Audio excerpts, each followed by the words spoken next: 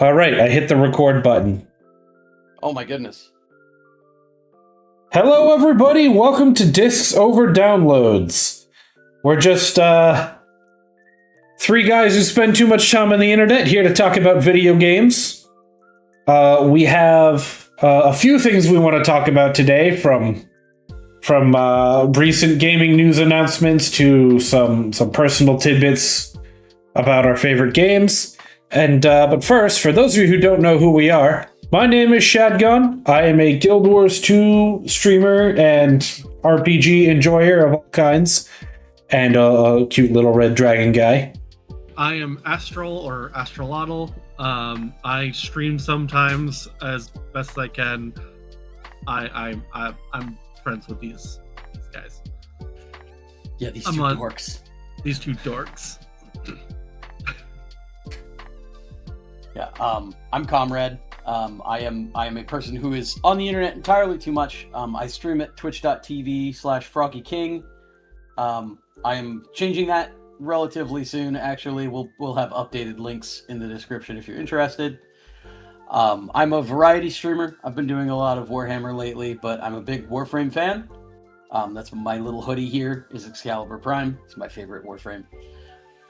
So you can catch me on Twitch. I have an X account, formerly Twitter, that will have links at the end. All right. So, the first thing we want to talk about today is Sony's recent announcement about physical games going away. I have the announcement up on the screen for those of you who haven't been made aware of that yet. In response to shifting trends in consumer preference, new games will be released on PlayStation Store and at retailers in digital formats only. This is starting in January 2028. There will be no PlayStation games released on disc. Comrade, what are your thoughts on this? This is bullshit. This is a big old. That's going to be our first censored word for everybody there. This is one of the worst things I think I've ever seen in my life, and I have seen some stuff because I live in Florida. So I'm going to tell you, this is a terrible move by Sony. Sony built their empire on discs, and it's one of those things that I think they're really underestimating, and they've done this before. They're underestimating how badly people want physical media. Does anybody remember when they made the PSP Go and it was digital only, and everyone hated it so much they couldn't sell their initial run of them, and like collectors today, even with how we've hacked PSPs, won't buy them still because they don't want it?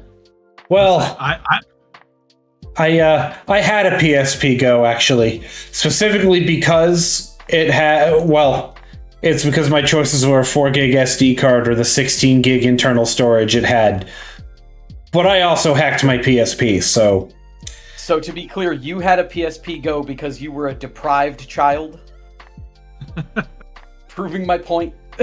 Yeah, no, I honestly, I didn't even realize there was a second PSP that existed. Yeah. It's actually a really cool design too. You remember the old slide phones where you flipped it up? It did that. Oh, I do remember that. Yep, it was really cool, except that you couldn't put the cool little discs in there, and so nobody wanted it because it released really late into the life cycle of the PSP, and the problem was now people already owned it. You're asking me to buy a new version of this console that's smaller, sure, but none of my games will go in it. This thing, for those of you who are too young to have seen it, I love this. Actually, speaking of people who are too young to have seen it, Gen Z loves these things. They are buying, not PSP Goes, but they're buying PSPs because they can't believe. They're like, yeah, you buy the game and you buy the system and you put it in and it just works. There's no sign up, there's no login, there's no DLCs or microtransactions. You just play. And they love it. They can't get enough of it. There are DLCs, but you can't download them anymore. Yeah. Back on the subject of the stopping production of discs, I have a couple of questions about. First off, there's a lot of people who seem to think that discs don't matter because you have to install the game anyway. Just for anybody with that opinion, you're installing the game from the disc. Like the game is still on the disc. It's just installing to the solid state on the system because it can access that faster than optical media. So Oh, that's, yeah. that's a speed thing. It installs a got lot nothing to do faster with- than downloads, for sure.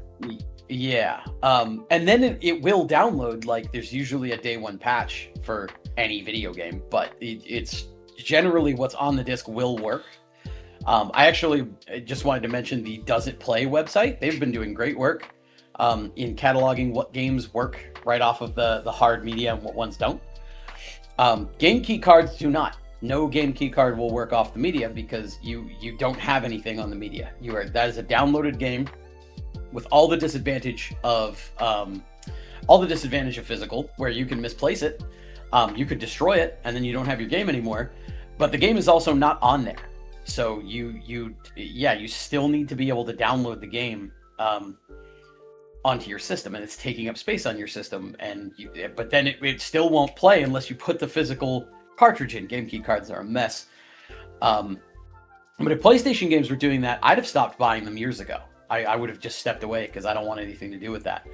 And people say, oh, well, you don't really own those games anymore either because you're just buying a license to it. And like, that's true. You are buying a revocable license. But if I own the disc with the game on it, I can do something about that. If they send out an update for PlayStation that says, hey, physical media is not going to work anymore, I can disconnect my PlayStation from the internet and not download that update. And mine will continue working because I have the disc in the game and it'll work. But especially this is a bad move after Sony deleting 500 movies from people's libraries that were sold as though you could keep them forever. People pay for those movies to keep them. There was I guess they were all owned by the same company, and Sony doesn't have the license anymore. It's the same reason stuff might get pulled off of Netflix, is they don't have the license to sell it. But yeah, you don't get a refund for it or anything. You rented a movie for an indeterminate amount of time. And that's a big problem with digital sales, is that you don't get to keep it forever like a physical game. This also plays into the fact that like there's a lot of like games and stuff that have been made that are just basically like not even the full game anymore. The discs themselves are the full game, because you have to download an update that is exact like the same size of what's on the disc. Yep. And there's PS4 was it Tony Hawk's Pro Skater 5, I think. Yeah, where it doesn't the whole work game is now. the download. Well, so the only thing you can play off the disc is the it's the tutorial level. I think is the only thing that's on the disc.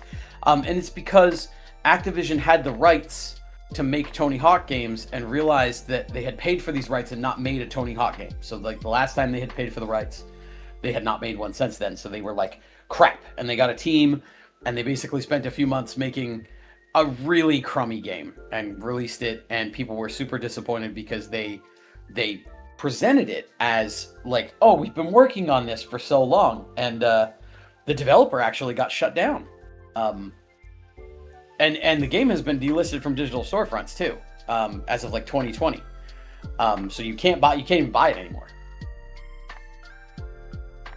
there's another thing they don't take into account. This doesn't really apply to the three of us, but I bet you at least one person watching has this issue with digital versus physical games. If you live in an area with like very sparse internet, or maybe you have like a data cap, which it surprises me in the year of our Lord 2026 that there are still places that have data caps. Imagine being stationed overseas at a military base where you're not allowed to connect to the internet and you really want to play GTA 6. Tough shit. Yeah. So oh man, GTA 6 too. Holy crap, $100 for a coupon in a box. Yeah, no. We don't even need to go there. I don't think there's a single person on the internet who thinks what they're doing with that is a good idea. But it kind of goes along with this whole... I swear that... You know what? You know what? I do want to bring that up. This is very obviously their beta test for this whole diskless setup. You know what I mean? Yeah. Oh, well, so... They've been pushing this for years. Yeah, well, part of the reason that they're going for it now... I have a few insider connections. But the part of the reason they're doing this now is because they have done a very bad assessment of their sales. So there's this figure they're floating around where they say, 85% of all sales are digital. And so we're not really worried about, we figure probably that 15%, maybe 10% of them will just convert over because they have no choice. So we're only going to lose 5% of our sales. But something they screwed up here is that when they got that information, they did not account for digital only games. So if a game didn't have a physical version, or if that game only sold physically through a partner like limited run games, they don't count that. Like they don't count. So this game only sold physically through limited run games. So 100% of its sales were digital. Or this game does not have a physical media at all. So 100% of its games were sold digitally. And they're looking at that and saying, people prefer digital. Is it possible that they assumed that if it had a digital only version, people who buy physical just wouldn't buy the game? I think that might be their thought process, which isn't accurate at all. Like, no, plenty of gamers will buy a game if it's digital only. It's digital only. What are you gonna do? If Guild Wars 3 does not have a disc, which I suspect it won't, that doesn't mean I'm not going to buy it. But I wonder if they consider it a possibility. Yeah, but doesn't really need a disc. Here's the thing, though, is like this plays into like books and like e-readers and stuff like that as well. Is like if I read a book on Google Play or whatever, and then really like it, I typically will buy a physical copy of the book so that I have it. Oh yeah. To read again if I need to, because I know that all of the digital services like that, like Google Play, Amazon's Kindle, stuff like that, all of those have a shelf life at this point. Like, especially now that like they keep pushing this like narrative that digital is the only way forward, and it's like, listen, I want to have something in my hands. I want a book, that I will last. And people desire physical media, whether it's books or movies or anything. And like at the end of the day, like if my computer, shuts down or gets shut down by whatever corporation owns it, I lose all of that stuff. I lose all of the time, effort, and money I may have put into it. Yeah, that's the other angle of this, is the money. They say, oh, well, due to consumer preferences, which is bullshit, because we don't prefer this. Like, no one prefers this. But due to consumer preferences and ongoing costs, we're going to have to do this. We're going to have to stop making physical media. They're not going to lower price on a single game. No. They're not going to lower price on anything. That console that comes out with no disc drive, it's not going to be cheaper. It's going to be exactly what it would have cost. They're going to pocket the extra money. In fact, it's actually that games, they're trying to push games being more expensive. Like GTA 6, or I think it's 6. 6. I don't even remember the number. That's how you can't little... buy it used. You can't. Yeah. You have to pay them whatever price they ask. That's it. Too bad. Well, the thing is that the ultimate edition of the game is literally just the full game. Yep. The other version of the game that's cheaper is the game without specific things that they went and picked and chose, and specifically were like, let's cut all of these and make it part of the ultimate edition. The other thing that people have glossed over or not really noticed is the ultimate edition of GTA 6 comes with a free month of GTA Plus. Oh, yeah. Remember, this is a game not launching with an online mode. So what are you charging me monthly for after taking $100 for this game that's just a coupon in a box? You now want a monthly subscription too? Like, nope, I'm good. Like, do they think that like gaming should be this elite thing for the not poors? Oh yeah. Like, Yeah, they want to create games that are for whales. They want to try and make as many people as possible pay as much money as possible. And they say, oh, well, game development is, it's X expensive. It's so expensive. A game developer I really, really like just released a new DLC class for their game.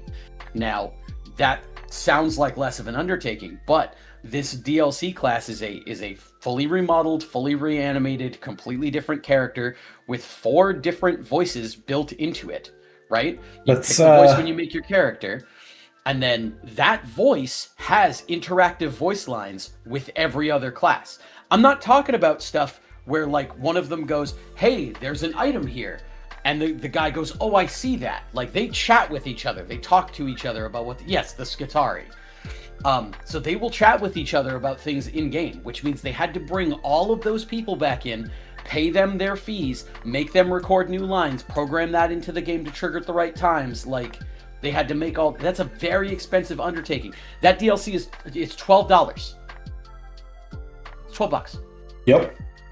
And it added like 6 new weapons and a bunch of new abilities and all kinds of crap you wouldn't believe. And they're like, yeah, $12. Here you go.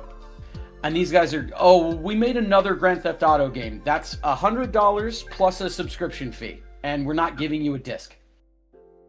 So the subscription thing is not required. That's already attached to GTA 5. There's extra stuff you get for it, but they're asking for it.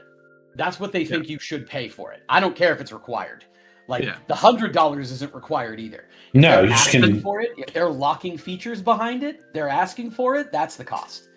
Like a lot of this pricing is coming from AAA developers that have insane overheads in the first place.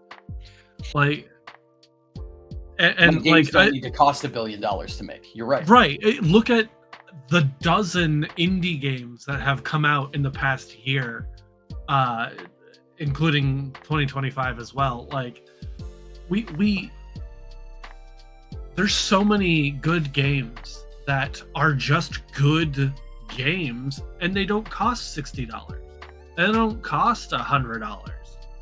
Like they're Hollow Knight, 20, Yeah, Hollow Knight's a good example. Like later this year we're getting Valheim ending its early access, like, and becoming 1.0. Like that's a really good game that a lot of people enjoyed. Yeah, it was $20. That's a very good game that I've gotten hundreds of hours out of. I still have yet to play like half of these AAA games that I have. Yeah, like, Space Marine 2 came out, 2025? 2024? That came out like a year or two ago. It's a beautiful looking game. Yeah, end of 2024. Beautiful looking game. Incredible game. Right? Looks great. Plays great. Very responsive. Very fun. Has an online mode. No subscription. $60. Here's your game. Why do I need to pay $100 and not get a disc? Because it's too expensive for us, the inventor of discs, to make a disc. Sorry, no. This move to a digital-only future has, I think we all agree, has nothing to do with consumer preferences. And it has nothing to do with anything other than, it has nothing to do with the expense of it, other than they don't want to spend the money on that. They want to put that money in their own pockets. They want to chase never-ending growth for their shareholders. They want to just drop the idea that video games are art. And they are. Video games are, I didn't cover it at the start when I introduced myself, but I am Comrade. I am a video game preservationist. I believe that video games are art because they are, and I believe they should be preserved as art. We should have video game museums. Just about every single video game that you ever see has an original soundtrack with music made just for it. Claire Obscure is a great example of that. They had an orchestra for Claire Obscure. Yeah, with singers, cellists, like real artists that came in and made that music. Not to mention, you had to have a composer to make all that music. Sometimes multiple composers, depending on the game. And that's just the music. We're not talking about the art. We're not talking about anything else. The voice acting, the motion capture. It's all part of it. So this isn't about, video games are, we hear our gamers. No, you don't. You don't hear us. You hear your shareholders. And that's what Sony's doing here. And it's despicable. It really is. moving on from Sony, I think we've given them enough attention for now. I want to talk about an example of what a company should do when they fuck up. Let's talk about Owlcat and their idea here. Now, Ooh, Owlcat. For those of you who play primarily on PC, you're probably playing on Steam. How many Steam games do you play that you prefer to have their own launcher once you open the game? 0. It was a more common thing for games to have their own launcher before everything went to Steam. That's how it would download updates and stuff before it was all automated by Valve. So why did Owlcat decide that they needed one for Warhammer 40k Rogue Trader? They announced they were going to have an update that was going to include a launcher to, let's see, what does it says? Designed to serve as a hub. The launcher. Yes. So the launcher was added to the game. Yes, it did not come out with the game, it got added later, correct?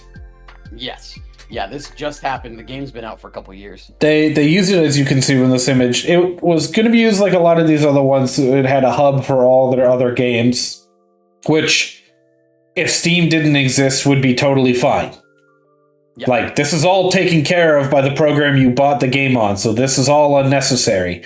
And they even know that because they say in their announcement about it, we are aware that launchers as a thing could be clumsy and annoying and how people often react to certain products of this kind. We want to be transparent with you and open to any feedback you're willing to share. In other words, hey guys, we're adding a launcher for this game as a hub for all their other games, and we know you're not going to like it. But here it is.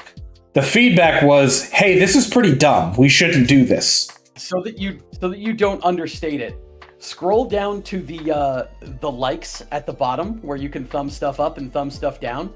Oh. So this post has a rate up and rate down button, as they all do, and there are 0 rates up. 0. This is not a ratio where it shows you the ups minus the downs. There are no ups. Absolutely nobody gave this a thumbs up, and there are almost 2,000 comments discussing it. So what did Owlcat do? Well, Owlcat is apparently a smart company. We are rolling back the launcher. Lord Captains, we hear you and are rolling back the launcher. The game will not revert to the previous patch, completely removing any launcher-related changes. Thank you for your feedback and genuinely sorry for the frustration caused. 11,624 thumbs up. Everybody liked that they rolled it back. Yep. They did a great job with that. and honestly, this is a huge win. Like, Owlcat's a great company, but they're human. They're human beings, and they made a mistake. They did something they knew wasn't going to be popular. They said, you know what, let's try it. Like, it could be useful. They put it out. Their whole community told them no, and they said, okay, and they rolled it back. I guarantee you there was somebody in that room where they were like, should we have a launcher for our things? And somebody was like, no. Yep. And then they were like, maybe we should. Yeah. Maybe almost let's certainly try it. Just rolling back just a tad. I know we've already kind of made fun of Sony for this. But it's Rogue Trader. I can pronounce my always. So Rogue Trader actually announced the day after that, on June 24th, that they had 2 million copies sold, and they were releasing physical versions on PS5 and Nintendo Switch too. And people got all excited about that. It's orderable. The 15th of October. So we've got these other companies coming out and saying, hey, we're going to make physical versions. It's because that's what people want. And they're announcing this on Steam, and people are excited to buy a physical version who already own the game. You can't comment on this unless you own the game. So these people are going to buy it again to have it on physical, which is a wonderful thing. I want to bring us to our last subject we wanted to talk about for the day. And that was the ESA claiming that private servers are illegal and piracy. And this was brought up this was a part of a hearing for the Protect Our Games Act, which is a bill presented by Stop Killing Games. The group, for those of you who don't know, are trying to push for things like just preventing games from becoming lost media. They're preservationists, essentially, and they're trying to change the rules around how online gaming works so that those games aren't eventually lost forever because a company doesn't want to keep paying for the servers. Yep. Actually, I'll shill for them real quick. StopKillingGames.com. Please go support them. Please do whatever you can. Donate to them. They are fighting for preservation. They are fighting for consumer rights. They are fighting for you. As long as you are not an executive in the games industry, they are on your side. So yeah, check them out. So, during a California State Senate hearing over the Protect Our Games Act, Assemblyman Chris Ward was questioned by the committee about how feasible it would be to keep games running on private servers if official support concluded. Maybe some of you have a Minecraft or Valheim server of your own. Do you need private Valheim servers? You can set them up. Okay. I was gonna say you can make them. Yeah. So this is not something that should be completely unfamiliar to those of you who primarily play on PC. Minecraft, I think, is the most famous for this. Anyways, their VP of State Government Affairs, Jennifer Gibbons, objected to his claim and stated that these are not officially sanctioned servers. In fact, according to Gibbons, they're illegal. They're not in any way affiliated with Microsoft. Microsoft for Minecraft has gotten a lot of criticism because of those community servers not employing the same safety standards that Microsoft does on their Minecraft servers.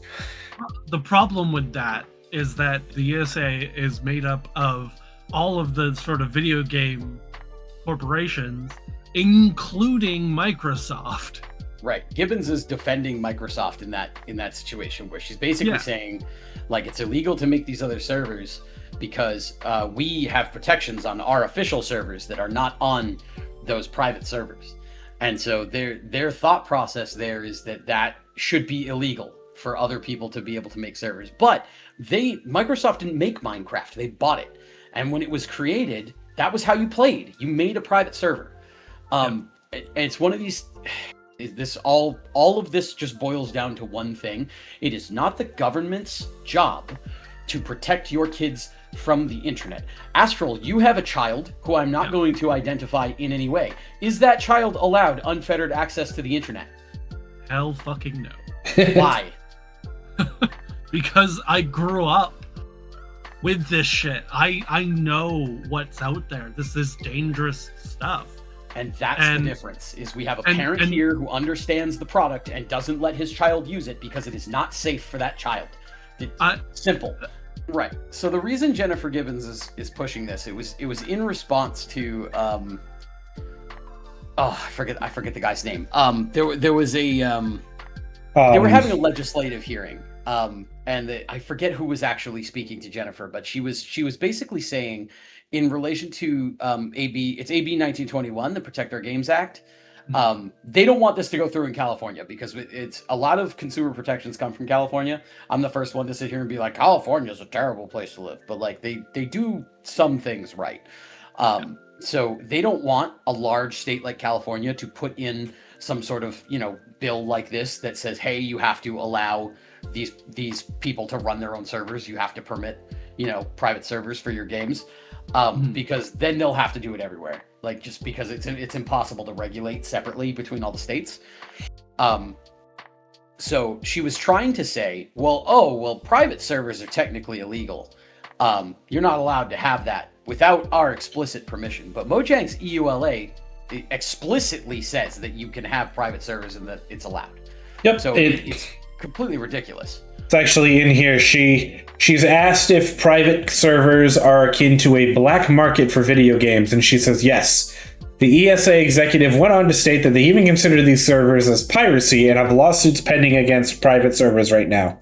I think the issue here is that on one hand, like the corporations, or rather the companies that own these IPs, have every right to protect those IPs that they own. All right, I get that. But what's happening is they then control all of those and say tomorrow, Minecraft, for example, if the only servers that were allowed in Minecraft were realms, for example, that means the only way you can play multiplayer in Minecraft would be via paying a price, by paying Microsoft more or Mojang more money. Is there a subscription fee to play on their servers? There is. Realms cost money. Okay. Yeah. That's why they want it. It's not about, they don't give a crap about their reputation. They don't care how much people hate them. They want money. To clarify a bit further, you don't need a Realm subscription to play on a Realm server. You need a Realm subscription to have a server, a Realm server. To host. Yes. So the other end of this is that a simple when you start up Minecraft, it's easy enough to have a box pop up that says any server that is not on Realms is not associated with Microsoft, and anything can happen in there, and you are connecting to those servers at your own risk. There you go. Your reputation is protected, and you don't have to sue anybody or try to regulate the whole internet.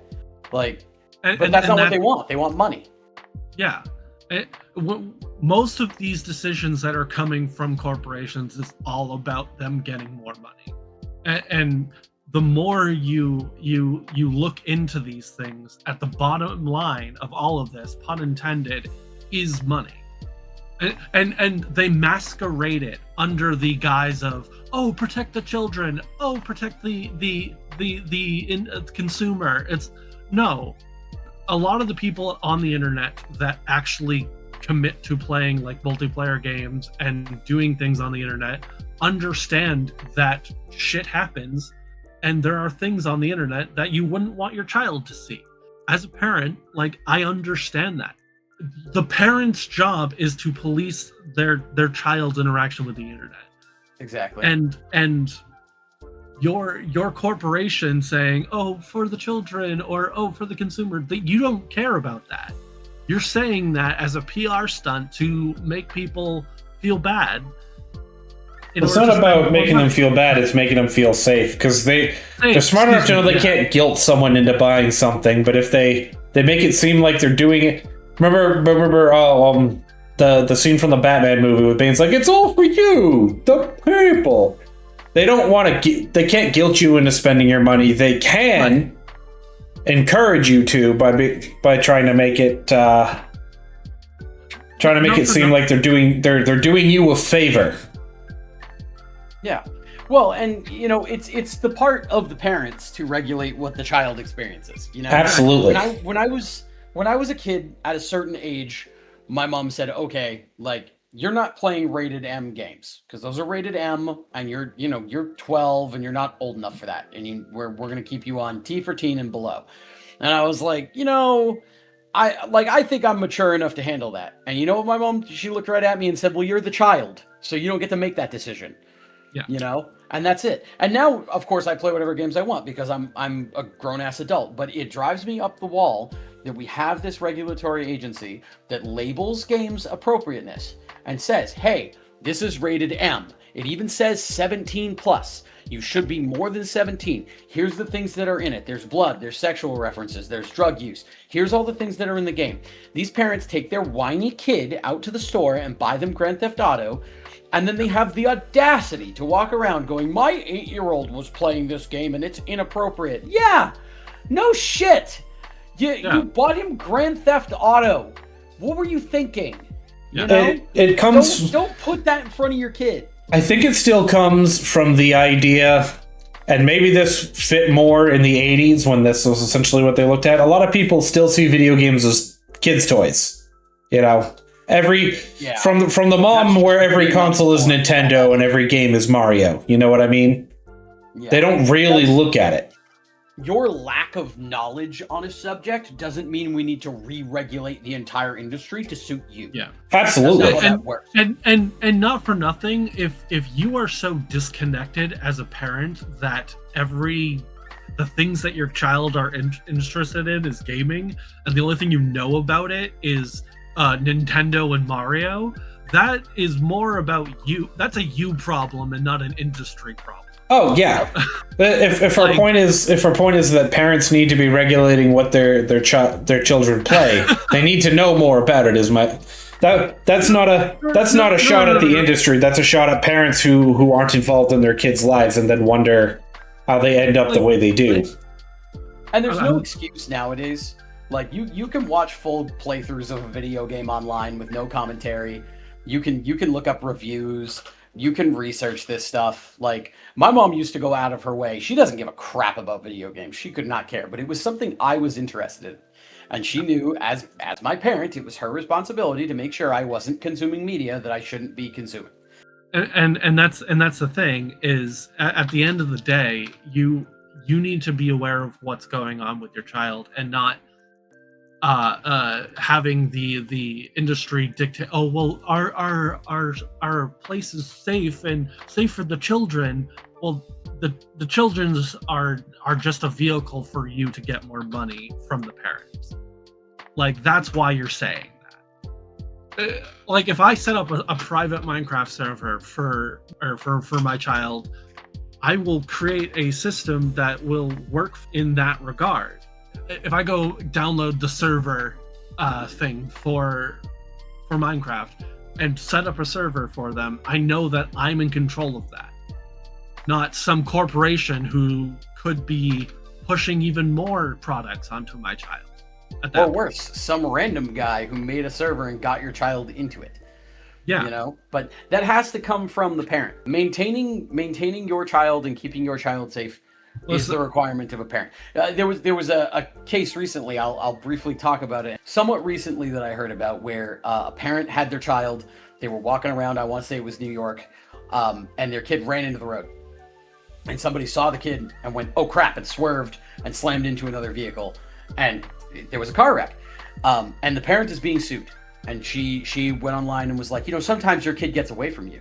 And everyone went, well, like, yeah, but that kid is your responsibility, and you lost track of your kid, and that caused a car accident. So you are on the hook for that. And she's, no, that's not fair. And it's like, yeah, actually it is, because that child is your responsibility. Your child got loose from you and caused a wreck that caused damage. Now you are on the hook for that. If your dog gets out and bites someone, you are stuck with the medical bill. 100%. You are responsible for that child until that child is 18. Like, that is on you. And I don't think we should be trying to put laws in place to stop people from, well, we need to verify the age of everyone who connects to the internet. First off, good luck. The internet is not built that way. We can't even verify where phone calls come from. You think we can verify everyone who's on the internet? Yeah, right. Here's the other thing with the age verification. If kids do figure out how to trick it, it's not only now you have a child on the internet with unfettered access, like they shouldn't have because their parent thinks they don't have that access, but they now have a profile that presents as an adult. Yeah. That is a huge problem because they do not understand the risk involved with that. So it has to come from the parents. Like, I'm sorry, parents, but you are going to have to parent your child. Sorry, So that's the show for the week, guys. Really appreciate you tuning in. We'll be back with another episode next week. We're going to record again. We'll probably talk more about this because there will be some updates too. I'm sure Sony's going to come out and say something, or at least we'll get some insider info. Somebody will pop out onto Twitter, or they'll come to me, and we'll have a little bit of information. It'll be good. We'll catch you next week. Thanks for tuning into the first episode of Discs and Downloads. Discs over downloads.